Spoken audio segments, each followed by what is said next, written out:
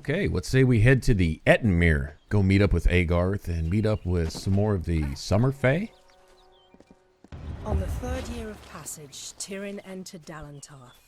In dark wood and faemy field she strode, until from wandering she was taken to the roots of mighty Belagru's child. So laden with Lyria's song, a greater magic known to none, she communed with nature's spirit, but the lyric she sought was not found. So to the plains of Erethel travelled the Lyria-guided Tyrin. Wind chased her swarthy cloak and tresses, masked her against the moonlit plains. That ebon evening tide, that coloured shade that so long ago marked us, Tyrin marched against the celestial expanse. Beneath the diamonded sky she found her rest.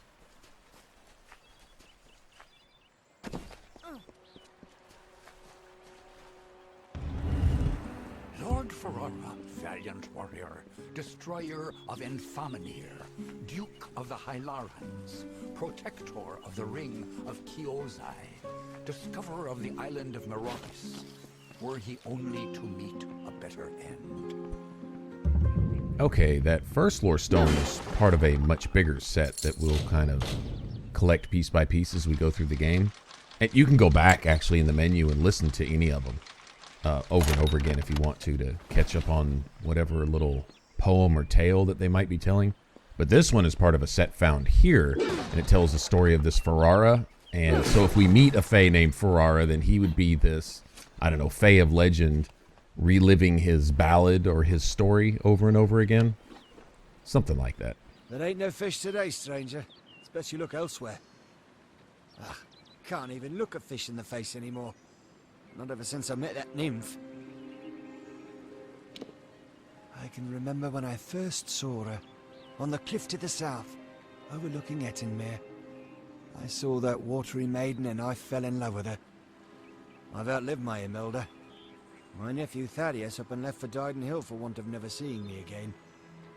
I had a chance of ending loneliness, but it was taken from me. The beasts of the wild scared her off. We were to wed by my pier, but I ain't seen her for days now. I'd searched, but the monsters all ripped me to shreds. I bet you could indeed, but that's only half of what's needed. You must also find my bride-to-be. Then the wedding will be upon us. I've got to find the ring. I need to find my bear musk. I need to prepare. You best start by the pier. If she's not there, keep heading south. She's bound to be somewhere. Go on now. I will ready myself for the wedding and then catch up to you. Please, find my nymph. Okay. Like I said before, I'm not going to go for every side quest. Like, there's another little gnome standing over here. I already know what he wants. He wants me to go find something for him. And the gnomes are a bit annoying like that. Talk about fetch 'em quests. And I think it's intentional with these guys. And sometimes they'll stick you with these items that you can't get rid of as long as you're on their mindless quest to go, I don't know, collect stuff. So that they can meddle in things that they have no business meddling with in the first place. Yeah, it's just a bit annoying. They have their own culture, and they're very arrogant. Very arrogant people who don't seem to be able to take care of anything for themselves, much less solve their problems or fix the things that they mess up. But they have no problem looking down on everyone else while they're doing it. It's ridiculous. But this guy, I thought this was one of the funnier ones. Okay, so we're about to find out who his bride-to-be is. But of the hundreds of side quests that you can pick up along the way, this is one of the better ones. I like this area. This of, I think of all the areas in the game is the one that probably reminds me the most of Fable 2. I think it's mainly just because of the swimming. It's basically built around like a lake, and it reminds me of the start of Fable 2. When you first come out of the cave or whatever, and explore a little bit, and you have well, it's not all sunny here, but still it's the same type of swimming, and you see the little whirlpools or the loot puddles and stuff, just like it was in Fable. I was a pretty big fan of that game, still am. It wasn't exactly hard, and I don't know if you'd even really call it an RPG per se. but it was a neat story. It was a neat world that they created. I think it was the last of its kind before whatever Fable 3 was. And I know there's some people that really liked Fable 3, I guess for what it was. But having played Fable 2, and I guess you'd always have those who would probably say the same thing as about Fable 2, who'd played the first Fable. Although most of the people I've talked to that played the first one extensively liked the second one also. Maybe not as much, but they still liked it. But none of them liked 3. Anybody who played 1 and 2 extensively did not like 3. And I can relate to that too.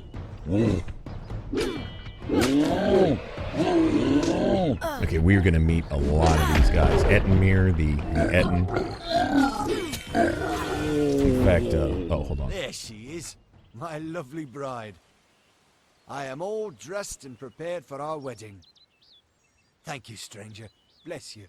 Now, if you don't mind, I'm going to seal my bond with a ring and a kiss. Any last words for a crusty bachelor? My nymph! She just fouled that disgusting Ettin with a glance. Huh? Beauty kills even the beast, so they say. Did you not see her wiggle her way to the cliff overlooking the lake? It's where we first met, you know. A grand spot for our union. Well, friend, if there's nothing else, I'm off. You're welcome to witness the event if you care to. Wait a moment. That's no nymph. That's not the graceful creature I fell in love with. You were good enough to go along with an old man's wishes. Might I ask one more of you? I want you to kill that beast, to preserve the memory of my bride. And I'll see you rewarded if you do. You've seen the chaos and destruction the thing has caused. It's a demon of the waters. Not only that, but, to think I ever loved that thing. It's shameful. Please. It burdens my old heart. I'll reward you for the work. I promise you that much. Just see it gone. Farewell. Okay, we're about to see what he's talking about. I guess the game assumes that we already saw it. But yeah, this Lianchi. This isn't something you'd want to fall in love with. He comes up all dutied up, smelling like bear musk, and this is his bride-to-be. How embarrassing. But I do agree, these things need to go. Kill the quote-unquote nymph.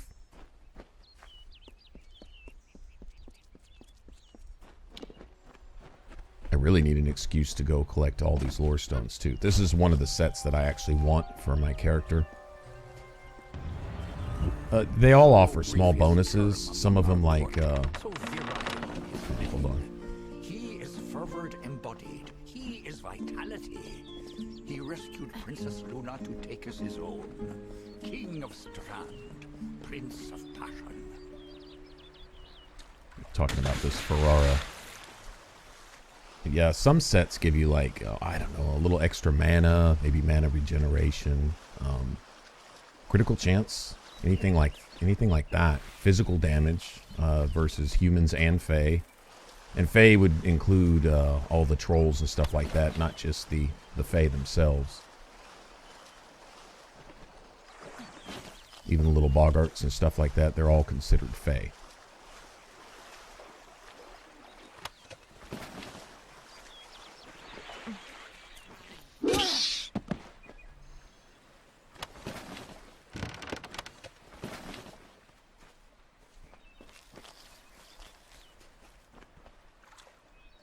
I think there's something else to do for this guy too. Yeah, there's a few sets that I had in mind to collect just for, you know, a little extra health here and there. Extra mana, anything like that. That's all. That's all good.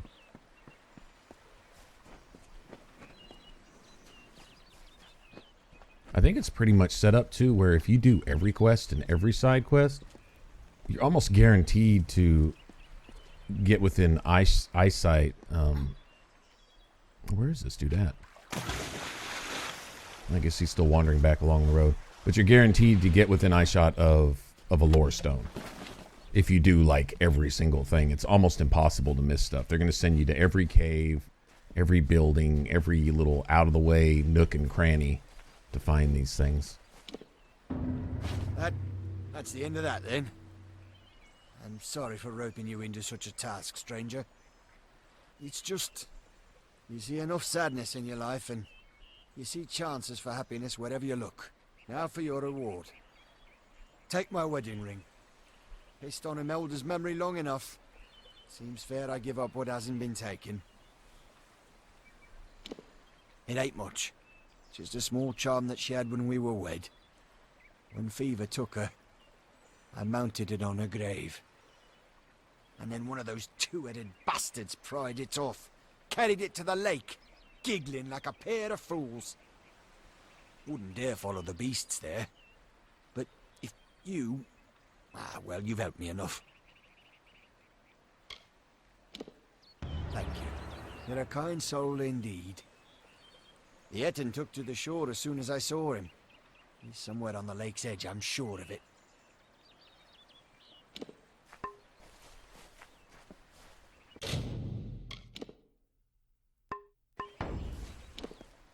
We've got quite a bit of stuff to do around here. Start getting quests confused. We have, what, 4 or 5 quest markers just in this one area alone.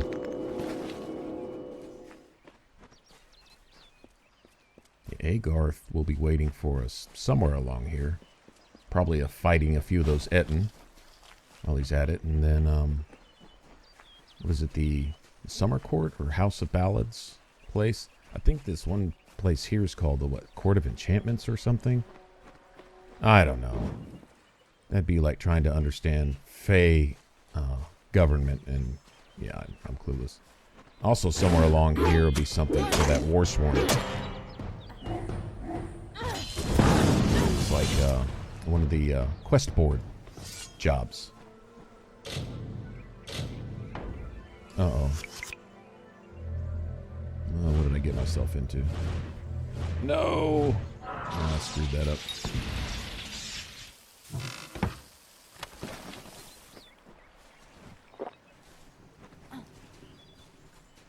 Well, lightning curse. Okay. Well, whenever we get done here, I'll probably go find a healer.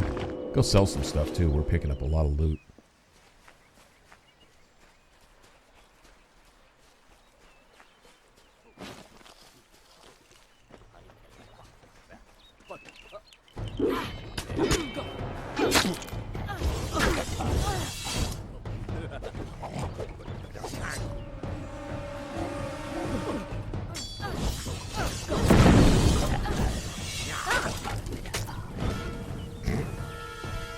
The sounds these dudes make. Ooh, ha, ha, ha, ha.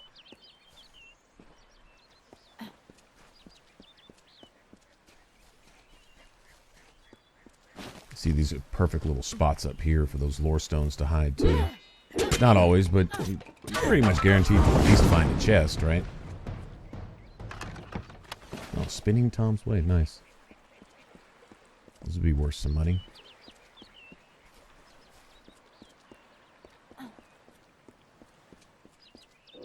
Those purple items like that are usually pretty much uniques, one of a kind type thing. Sometimes they'll have a real nice benefit. It seems to me a lot of the time it's something. Oh, I see a lore stone right there. You see that? A lot of time it's like extra XP, and XP is really not an issue in this game. They have potions to gain extra XP. If you know you're fixing to get into a really big fight, pop one of those. I mean, get all kinds of extra. Then you have bonus XP that you get from doing this. The what do they call it? The unraveling or whatever, fate shifting.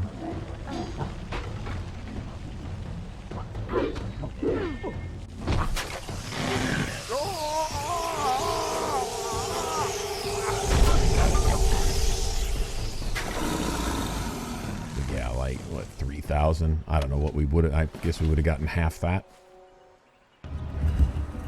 So simply Famor, so formidably bloody bones. Companion to Issa, now enemy to the court.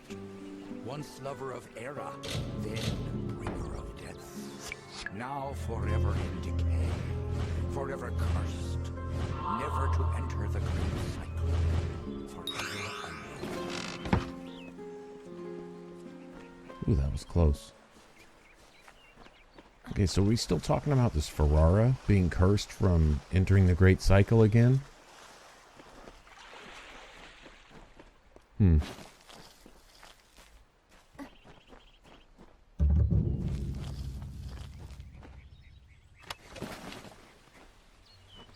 Gnomish expedition. I think this is where that gnome from over there by that guy's house. I think this is where he might have sent us. Oh, two of them. All right, then.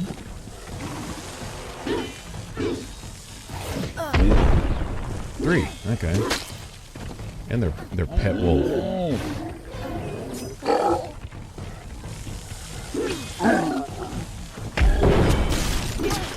Getting tag teamed here.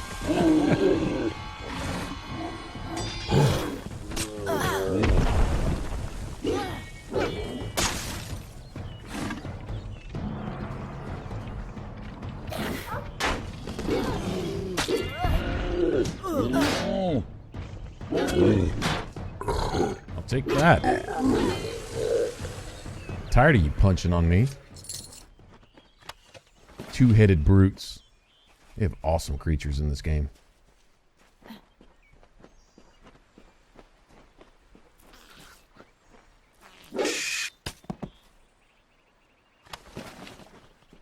These little scuttle crabs always drop something.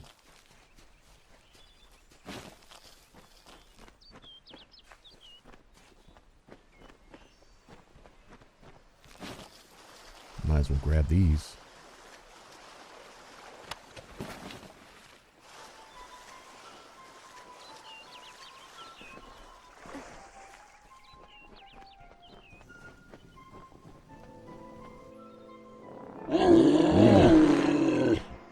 Yeah, these ambushes get pretty common here. It can get a little tiring, constantly getting a little cutscene of the brute coming out of nowhere to yell at you and then get his shit kicked in anyway.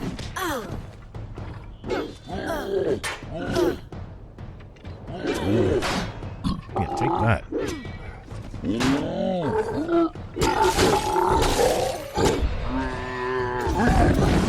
That didn't you, bitch? Ooh.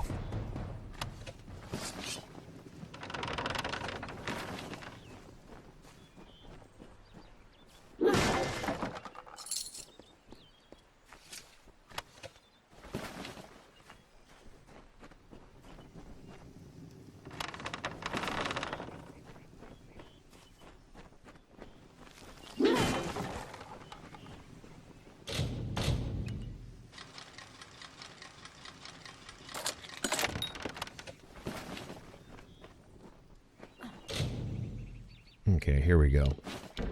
This is from the Warsworn Shield Ring Keep. Okay, there's Agarth too. I don't want to talk to him quite yet. Such antipathy between them, Ferrara and Famor. Ferrara filled with life in bloom, and the bloody bones with rot and scar. How terrible is their grapple when they both meet their ends.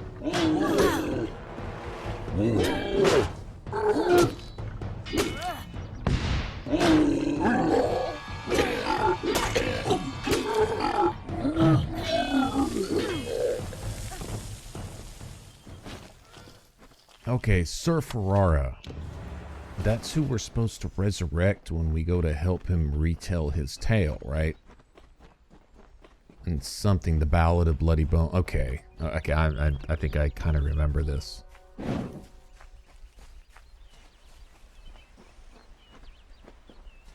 I'm sitting here wondering whether it's really worth it to even try to keep track of these tales, because they really make almost no sense to me.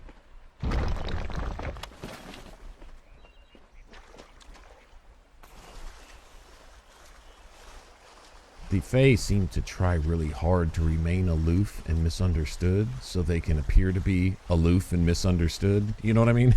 Like they put forth a lot of time and effort to stay that way.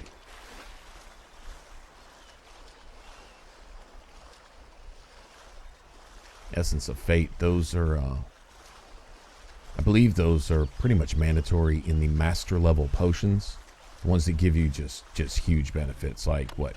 100% bonus damage, double damage, 50% critical chance, you know, all these different kinds of potions you can make later on.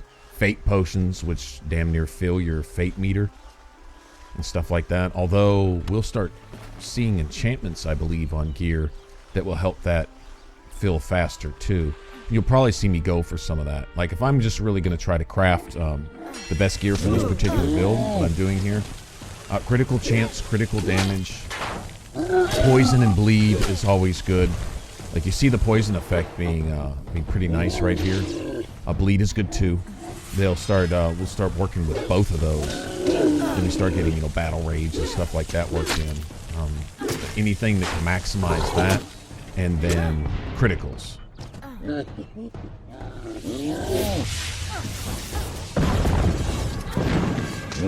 Once we get our chance, pretty much like any other time, I build a Reaver in just about whatever game I'm playing. If there's an option for it, and I put a Reaver together, I pretty much take my cue from my old Dragon Age 2 days and go for critical chance.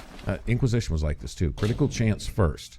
So you can pretty much guarantee your criticals. If you're hitting them most, if not all the time, good. And then start working on critical damage.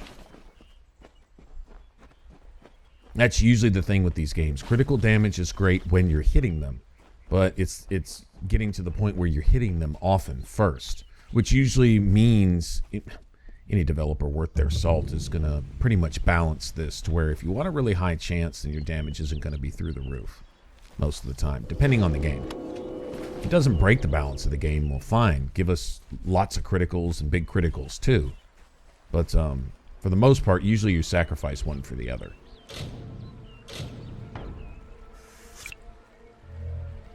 Uh-oh. I think I screwed that up. I screwed it up. Yep. And I'm cursed again. Of course I am. Well, look at what we have here. Truthfully, I never expected to see another civilized soul out here in Ettinmere. Something about the giant hairy monsters must keep people away. Good to meet you. The name is Ray Kildine, purveyor of fine sagecrafting goods and friend to the House of Ballads. Well, the House of Ballads. Okay, I was wondering why you'd set up shop out here. If you never thought to see anyone out here, why the hell would you set up shop here?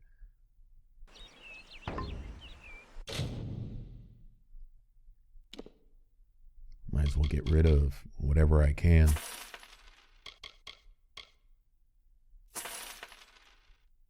A lot of this I won't use, but I will break it down for materials. We need to go ahead and make some new stuff anyway. I'd meant to do that. We'll get around to it. But having in mind exactly what kind of equipment I'm going to make for myself, I know what kind of components I'll need. So anything that gives me rogue armor materials, I'm good with. And we'll probably stop and do something with these gems too. Haven't really found a need for money here lately.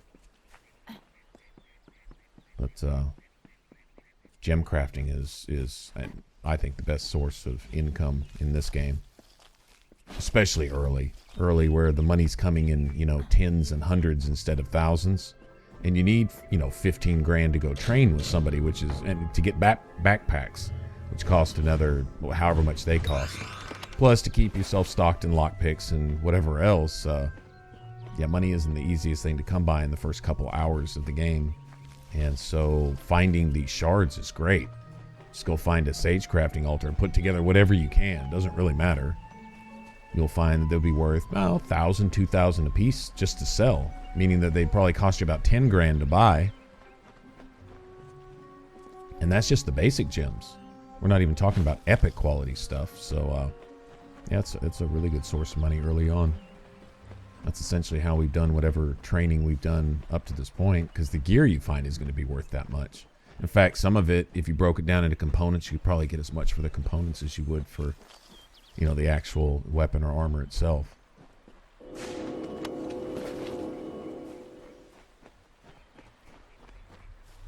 I think I see another lore stone up there. I hope I haven't triggered that one yet. And hopefully that's it, too. We have to be getting close. There aren't that many in this area. Some sets have like, what, 8 or 9 of them? I think this one only has like 5 or 6. There it is. Nice. Lord Ferrara, lover of summer, but more a lover of Luna. His sacrifice so unexpected, yet so fitting. Forfeiting himself so that she may survive. His cycle is ended, and so weep the maidens. For the most august lover, most exalted hero.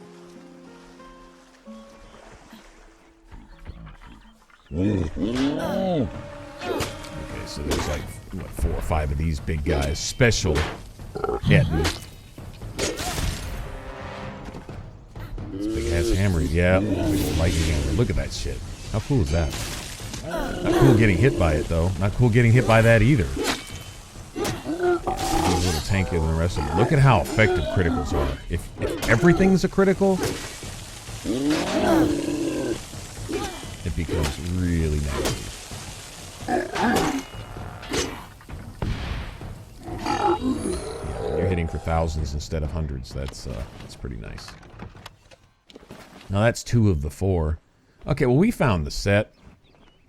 And I've got this guy's charm, right? So we'll go give him his charm back. I'll go find the other 2 Ettin guys, and then we'll probably meet up at, I don't know, the House of Ballads or something.